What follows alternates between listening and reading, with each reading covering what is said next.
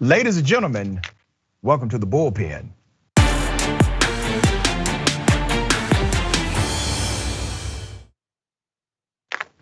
He's back again, former police officer, known affectionately as Officer Tatum. We have Brandon Tatum back on the program.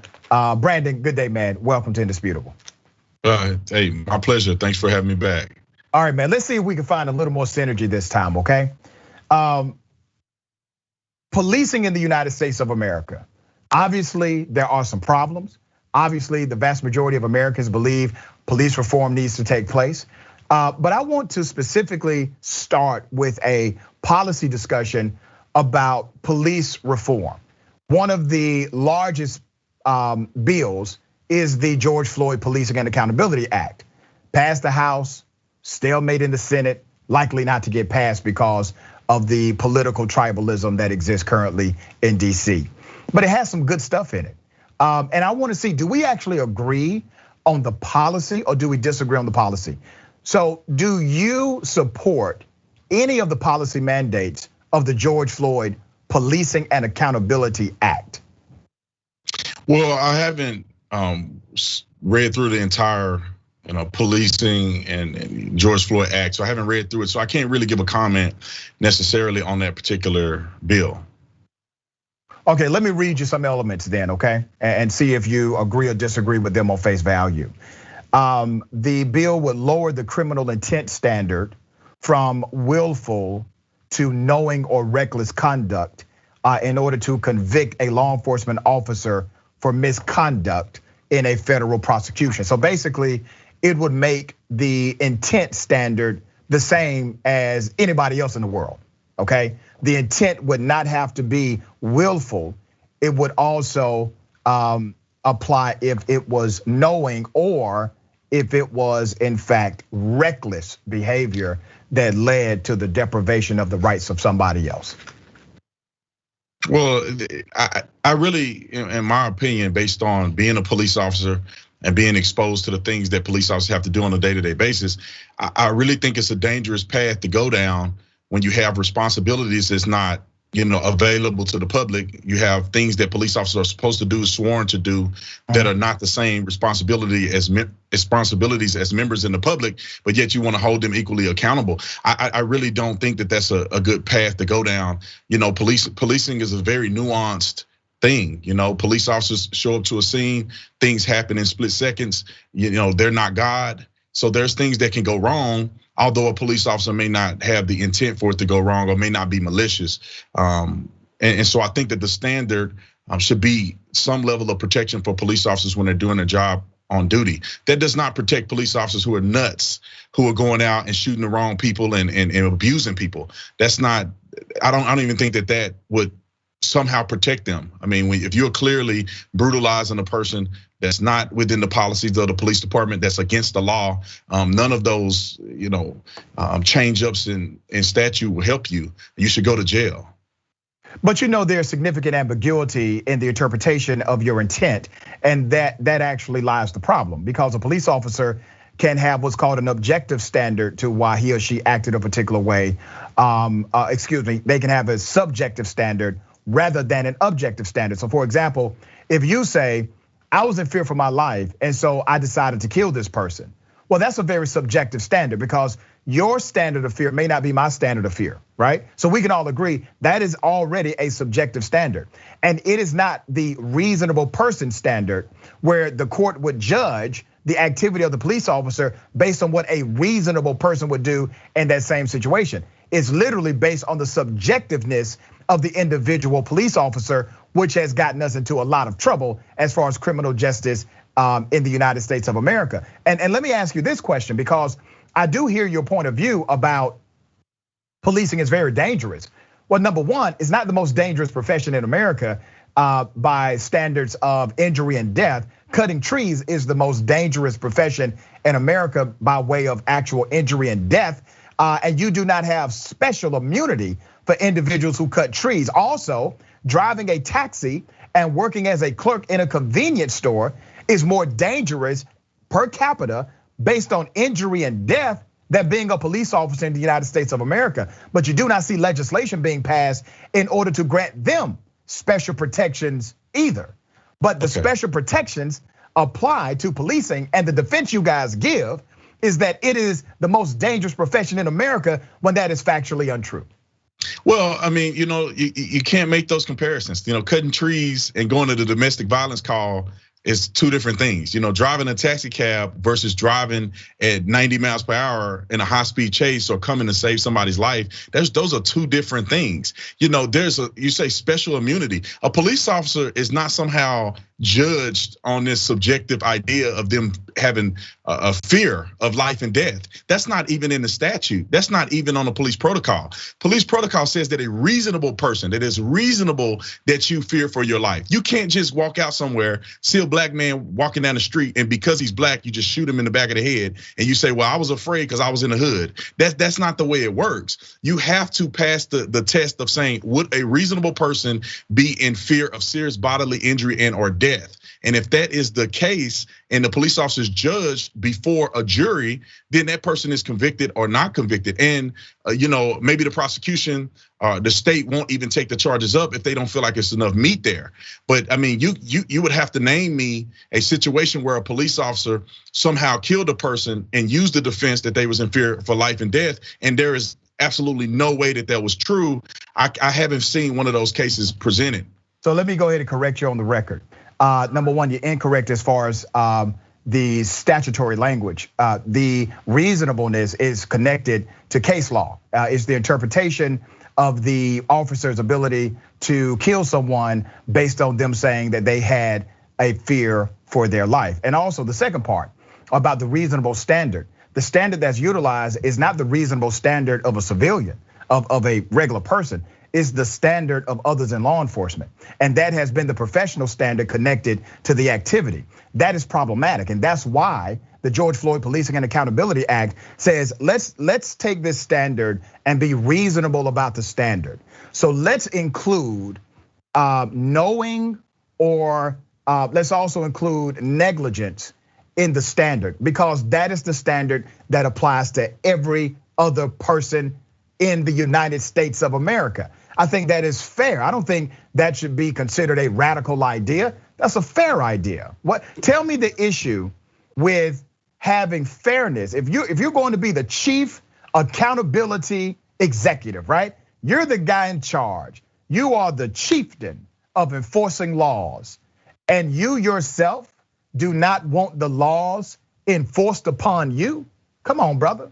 Well, Dr. Richey, with all due respect, I disagree with you, and I think that you are not accurate about the burden of proof for a police officer having to explain whether they were in a life and death situation or whether or not they fear for their lives. Now, let's talk about this in very layman's terms. If your neighbor, just say he's a male and he has his girlfriend over and he's beating her up, you don't have any obligation at all to show up, to assist her, to help her, to get involved at any measure. A police officer is in a very different situation where if a man is beating up a woman, he has to respond and have to respond adequately, and has a lot of responsibility when it comes to de-escalation, have a responsibility when it comes to use of force. You can't just go out and just beat people up. You can't do that as a regular citizen. Come on, brother. As a police officer, you have a duty to apprehend people who are suspects with using a reasonable amount of force necessary to execute an arrest. So you are living in a different environment and have different responsibilities as a police officer versus a citizen. That's why there's level of protection for police officers that are not available to citizens, because the duties are very different. Yeah, in the circumstance though, brother, if they're acting in a way that is reasonable based on the professional standard, if they're acting in a way that's reasonable, then they're already protected. Remember, the protection is built in based on all reasonable behavior given the circumstance. It's not just reasonable behavior, it's reasonable behavior given the facts available at the time. That's the judgment, right? So they're already protected. The statute would not change that. The George Floyd Policing and Accountability Act would not change that. It will make it easier for federal prosecutors to prosecute willful negligence or a knowing of criminal activity against an individual if you happen to be a police officer. That to me is a good thing. I know we're gonna continue to disagree on that point, but I do think it's a good thing for the profession. All right, let me take you to a story that recently happened in Utah. You are familiar with various forms of hate crime legislation being passed that says if you are violent against a police officer, you can be charged with an aggravator or an enhancer known as a hate crime, right? This is born, the whole hate crimes movement was born out of protecting individuals who are targeted because of things they cannot change about themselves, like being black, okay? You can change being a police officer if you choose. But once again, the law picks one profession and says this profession should have a hate crimes statute connected to the very profession. Let me take you to Utah. Let me show you how out of control it is. A 19-year-old college student took a paper sign and she crumpled it up after a traffic stop, crumpled it up, threw it in the trash can. The sheriff, I think his name is Cree, this sheriff decided to arrest her. They put her in jail. Then the prosecutor enhanced the charge to include a hate crime because she intimidated the officer. Now, literally, this woman didn't even litter. She put it in a trash can in front of a police officer. They have now charged this 19-year-old college student with a hate crime. And the sheriff's office, as well as the prosecutor, they are working hand in glove to prosecute this 19-year-old child because she intimidated, according to the report, a police officer. What are your thoughts about things like that? Well, I would have to do my research on that particular case because that sounds extremely bizarre, and I have never heard of that a day in my life. There's no reason in the world that somebody would be charged with a hate crime or should be charged with a hate crime for, I guess, intimidating. And a police officer is protected and should be protected from people assaulting them because they have a unique duty. So if you assault a police officer, it should be an aggravated charge. It's in where I police that in the state of Arizona, it's not associated with a hate crime. A hate crime is when you are prejudiced towards somebody, you commit a crime towards somebody because of a prejudice that you have, whether it be sexuality or whatever the case may be. Police officers are very impartial, or they're impartial actors. They're acting on behalf of the state. It's not personal. So if you say something to a police officer or you disrespect the police officer verbally, it's not personal. They're acting on behalf of the state. Now, if you assault that person, it becomes aggravated. So I think that the aggravated charge is legitimate, but to say that somebody offended or was aggressive towards a police officer and that person should be charged with a hate crime is absolutely ridiculous. I would love to see this case because I think that there may be some things missing or left out because that just sounds out of control. No, sir. Not a damn thing is left out. As a matter of fact, what I'm going to do, I'm going to make sure one of my producers, they send you the entire story, okay? What I just explained to you is the gist of the story. And they admit it. It's wrong. If that happened, that's wrong. Careful here, brother. You may lose some of your street credibility with your Republican friends. If that happened, that's wrong. It's wrong for them to charge her. You are in agreement, and I'm thankful that you said that. I'm thankful that you said that because let me tell you where it's coming from, and this is where I think we can reason together. The reason why the law was passed in the first place is because we have allowed other laws to be passed that grants law enforcement a protection that no other profession will have. Do you not agree that it is dangerous to be an emergency responder, period? Well, it's different nuances.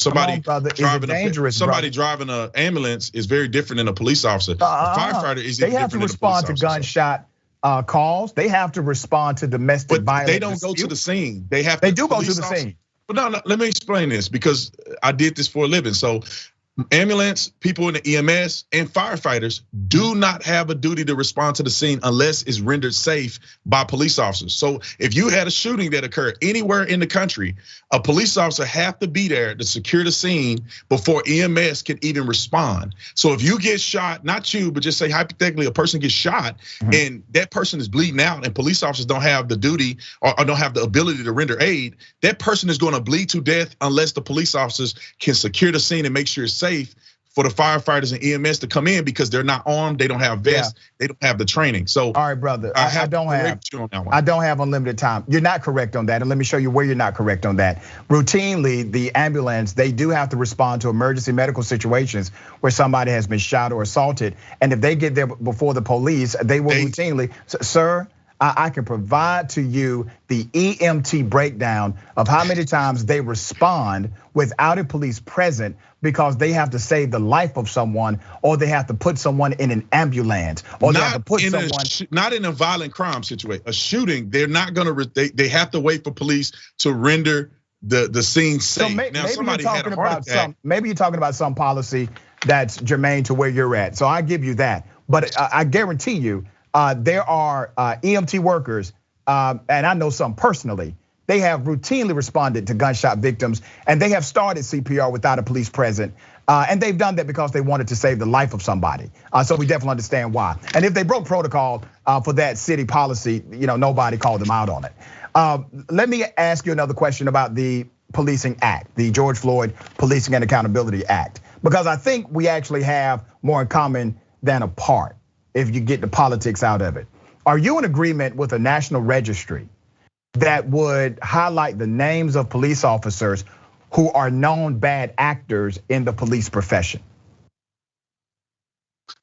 I don't know. I think that the registry is going to be handled by the federal government, which is kind of interesting because policing is not federalized. So I don't understand that a federal government will be maintaining a database. I'm assuming that police departments locally can tap into and make judgment on. I mean, I don't really know if that's the right way to go. I think there's a better way to do this. And you have a sheet, you have a record when you're a cop, and that record goes with you everywhere you go. Yeah, and just like people can look at my record. Right, brother. Everybody's record goes with them everywhere they go. What are you talking about? I'm saying, as a police officer, you have a file. You have a file for everything you've ever done as a police officer. Your record goes with you wherever you go. So if I left the police department and apply for another police department, they can pull my file from that agency. Have it on a federal level being managed by the federal government. That doesn't make sense to me. I don't think that helps. Two places where you're incorrect. Number one, the registry itself is not actually done by the federal government. The federal government, what they do is maintain the registry for local jurisdictions to report. So the law itself would require a reporting mandate, but the local jurisdiction will still be in charge of the reporting. So that's number one. Well, Dr. Richey, that's the problem. That's the problem, because if the police departments are not handling business on a local level, what was reporting to the federal agency gonna do for them? Let me tell you what it does. If police officers are not being held accountable and police officers are not being arrested or being charged or fired when they should, reporting to the federal bureau is doing nothing but virtue signaling. Let me tell you what it does. It's not gonna stop a bad actor from working on police departments. Well, brother, if you say it does nothing, then you don't care that it's done. If you say it just does nothing, you don't care that the registry exists or does not exist. But I do disagree with you. It does do something. Let me tell you what it does. Number one, you're also incorrect on your assumption that these particular police officers have a reporting mandate when they go to another department. Post certification in the state of Georgia, they reported on the record that bad police officers routinely get hired by other police departments inside of Georgia because they're not required to report to post why the police officer was fired in the first place. There is no reporting mandate for that reporting. This federal law would mandate a uniform policy in the reporting of these officers so that other jurisdictions that may want to hire them can at least know transparently what this officer may have done. Okay, Dr. Richey, let me explain this. Okay. If a police department cares about what officers that they're hiring, they will inquire from the previous police department, some which of them has your file. If they don't care, then they won't inquire anyway. And if they don't care about the quality of officers that they hire, even if it's in a federal database, that police agency don't have to take the recommendation. Let me tell you what else happens. We got like 1 minute. Let me tell you what else happens with a federal registry. It's available to me, it's available to you, it's available to everybody in the public. You know what that does? That creates public scrutiny and transparency from the taxpayer who's footing the bill for that cop, okay? It creates transparency, which also creates political and professional pressure to do the right thing. If you have a cop with an excessive background of violence, abuse, constitutional right complaints, etc., that is a good thing if you're looking to save the industry of policing moving forward. Okay, let me just add this real quick. 30 seconds. Well, this is the way I look at it as a former police officer. Okay. Listen, if a person is a bad actor and doing all of that stuff, they typically do not last on police departments in this country. You will go to jail if you're routinely violating somebody's constitutional rights. I was in public office. I mean, I was in the public office in the police department. I was a spokesperson. I was in HR. I fired people. We hired people. You're not routinely violating somebody's constitutional rights and going to keep a job in this country. That's the facts and stats do not bear out your statement. We have seen police officers who end up going viral, and then we look at their background, and they had significant history of violence and complaints against them and on their record. Complaints are very different than sustainable complaints. No, well, damn it, I believe complaints should be investigated more so than by the police department who hired them. All right, listen, man, we got another opportunity coming up, brother. I always appreciate you on the show. Thank you, sir. My pleasure.